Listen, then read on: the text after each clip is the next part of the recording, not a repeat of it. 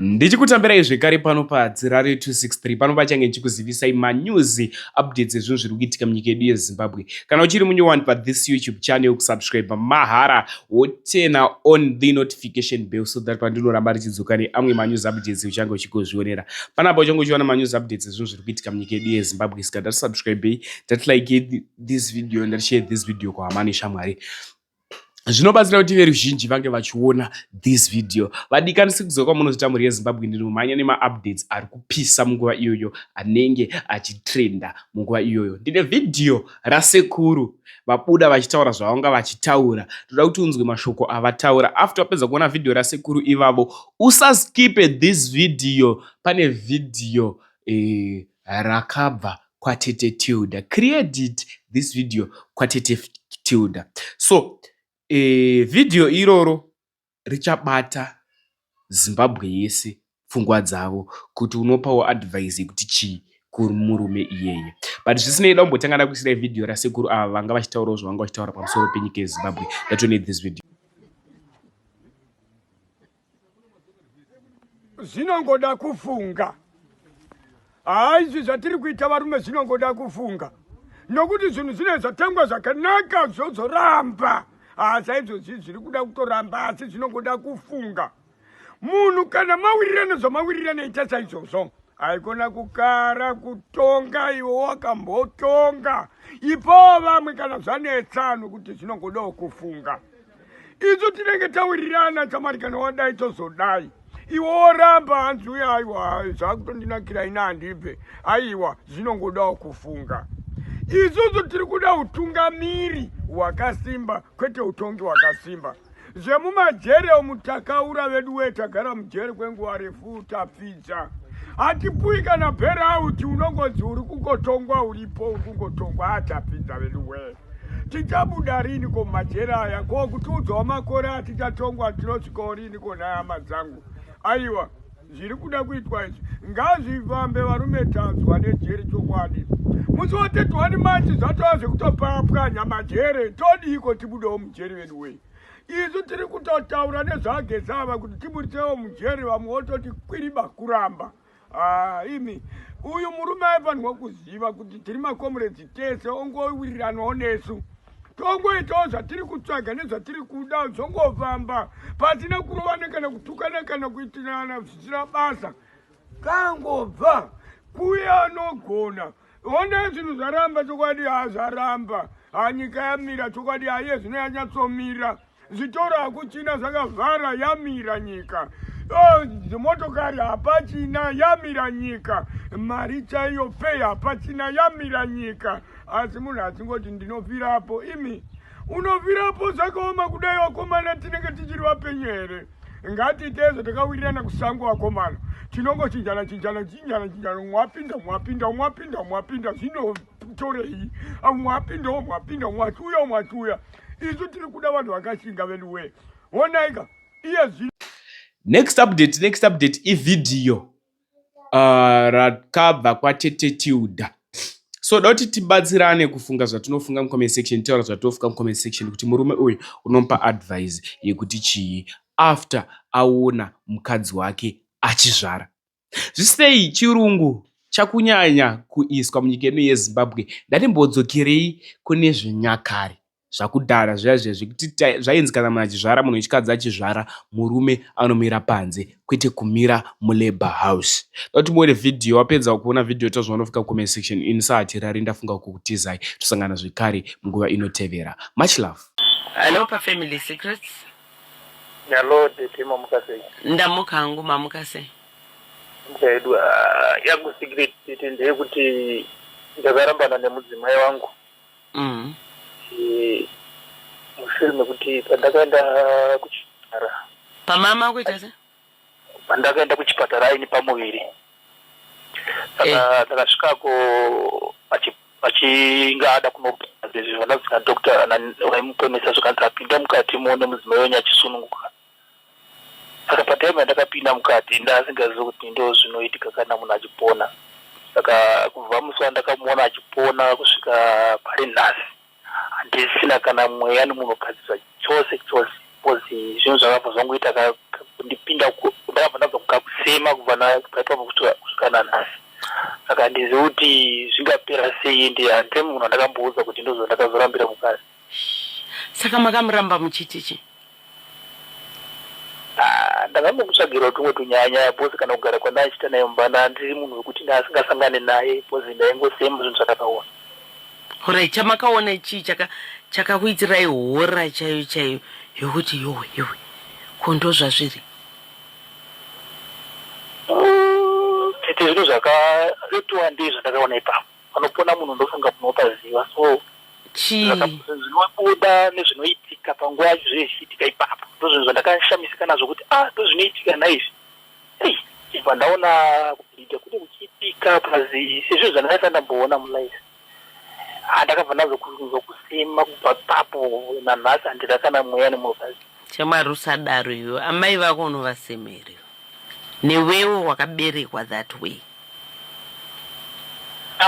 Munhukadzi unoitika nezvokuti amai handizovasemi asi kuti bati munhukadzi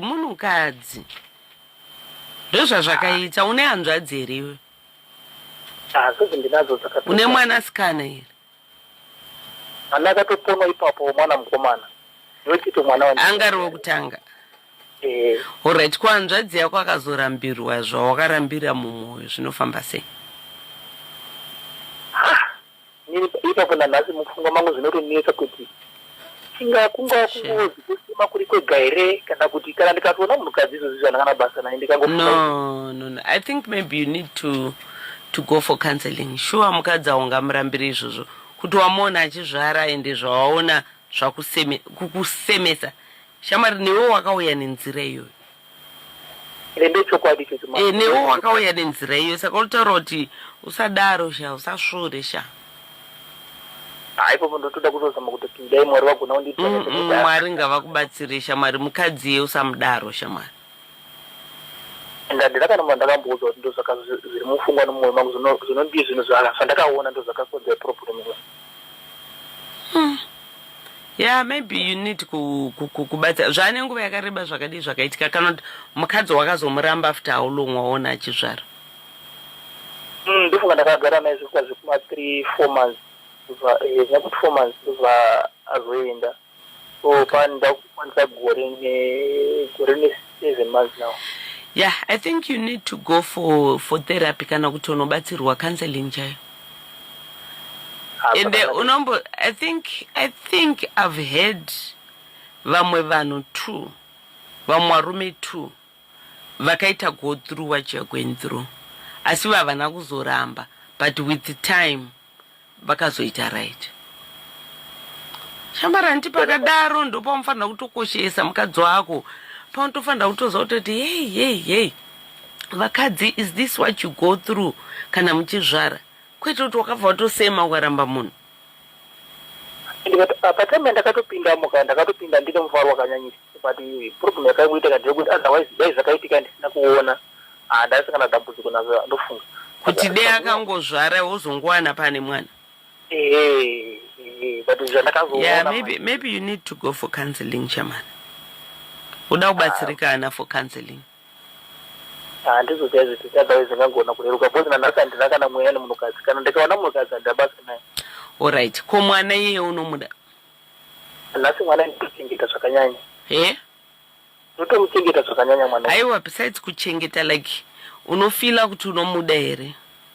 Ndinofila kuti ndomuda, kuti ndelangu mwana zvechokwadi ndotomuda chaizvo. Asi the way munhu akamunza panyika ndiwo usingade uri kusema manje. Ndakaitira kuti ndidaro, ndakatira kuti ndogona kuzogara nemukadzi ndipozoti ndisangane naye ndisina mweya naye, inde mwoyo wangu unenge usina kana pfungwa nazvo. Saka ndakazoita kapfungwa kokuti anogona kuzoita zvikomba kana ndichigara naye mumba, saka bheta aende kuba kwawo. Unozviti ari kukure bhozi ini ndakaona nazvo zvakandibvuma. Right. Anyway, Baba, thank you so much for sharing your secret. Totenda muranda washe. Cannot maybe before you go, Dr. Choga, is this normal? Yeah, ndiri kunzwa zvaari kutaura. Pane mamwe ma conditions Tilda ano phobia, not on the phobia, and I'm trying to understand sekutaura kwaari kuita. Kana ndichau is it a tocophobia? There's some type of fear iri extensive, iri specific to a particular situation like yake. Uyarutaura kusema andifunga kuti kutya but kutosemeswa nazvo nai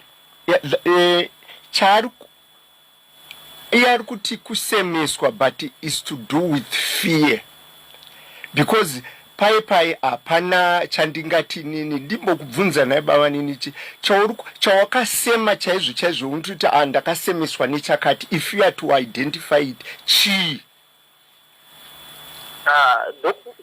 Chinhu chandinganyatso kutsanangura nezvachoka chimiro chinoitika panopona munhu paya pane zvinhu zvakawanda zvinobuda nezvinhu zvandakaona zvaitika panguva iyo munhu achipona, ropa zvacho maitira zvakabva zvanyanya kubva zvandipinda mumwoyo kuti ei komana soka saka bvaipapo nanhasi hanzi ropa rakakutoita kunge panonzi pauraiwa munhu pano. Saka kwandiri hakuzi kusemeswa kutya uri kuta iwe uri kudescribe kuti kusemesa kutya wekuti waitotya zvakanyanyisa kuti izvi zviri kuitika izvi, and after that inzwa after that process inozoitika kudzoreka kwaunoita kuti asi nini ndo pandino kweshera nhova pakana takutaura temu yedu yemuno kuti ndo pandinokweshera nhova and ndiri kuona ndo pachidai. Isinoti kuti kusemesa iwe une kutya pamunenge wafunga wane pfungwa zvezvo kuti nezvandaona zvichadzoka here zvichazodzoka kuti akomana saka pari kubuda mwana ndo pandinopindawo inini ndichinakidzwa napo opindwa nekakutya kuti you can't even believe this, and even kuzviona akuzi kusemeswa nokuti chinhu chinosemesa unobva wabuda ipapo but kukutya uku kwako kutya mudikani. ipapo mataura point yandanyatsobata zvochauti kuti zvinhu zvinobva zvandinetsa kumara kuti yes. Okay, pane makore mangani zvakaitika? Chane gore ne7 months. Still nanhasi uchiri kungofila kutya ikoko? Mozatete anditi kureva nyama toda kuziva chokwadi kana pfungwa nemunhu ukatsofa mumwoyo mangu hamuna. Saka you were traumatized manje nokutya ikoko akuzi kuti hauchada vakadzi, you were traumatized. Munhu unoziva rega ndikupe muenzaniso pamwe wandingati urego ana baba kana kuti ana mai vanoshungurudza vana zvezvo zvokushungurudza zvokurova zvokungoti mwana akangoziva even ari mucheche kuti asingazive time but ane imwe instinct inongomuratidza kuti mudhara uya wakuya kana kuti mama vaye vanondishungurudza vakuya. Unoona mwana achiita kakudedera opinda mukona kana kuti unozvivharira mumba nekutya kuti mushungurudzi wangu ari kuuya, ende zvechiuya paanongosvika trauma iyoyo yokushungurudzwa kana kuti yokungotukwa kuti wazoita sei hapana chawaita yekuti mwana anobva ashayiwa confidence yokugona kuita zvimwe zvinhu zvaaigona kuita when in the presence of that particular individual. Saka trauma iyoyo inokuvadza zvebasa. Saka kwako baba muningi akuzi kusemeswa, wakatyiswa zvizhinji yokuti you can't have even the confidence yokupfimba umwe munhu kana kuti yokugara nemukadzi waukaona kuti wakangotarisa kuti akomana ndimupinze ndimukweshe nhova kana kuti ndiite naye bonde ozopedzisira aita pamiri ozonorwadziwa sezvandakaona zvezvi. Saka you retreat back.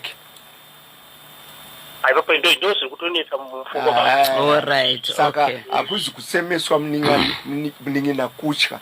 You need to be assisted kuti this is a natural process and God designed that way. And zvinoshamisa zvacho ndezvekuti zvawakaona izvozvo nzira inobuda mwana ari 2.5 kgs vamwe 3 kgs pobuda, and otarisa kuti mwana ane 3 kgs kana takutarisa the circumference newe ozonzwa wakuya nenhengo rako badza rako nechakati you get that ndikuda kubatsira mwana uyu kuti asati kusema kutya saka mwanangu kana kuti munin'ina God designed that way. There is nothing that you can do and it's a natural process yokuti the recovery after giving birth nezvinozoitika zvacho it's amazing. All right, Doc, thank you so much. Maita basa tatichiri pa secrets and confessions. Rege ndiverenge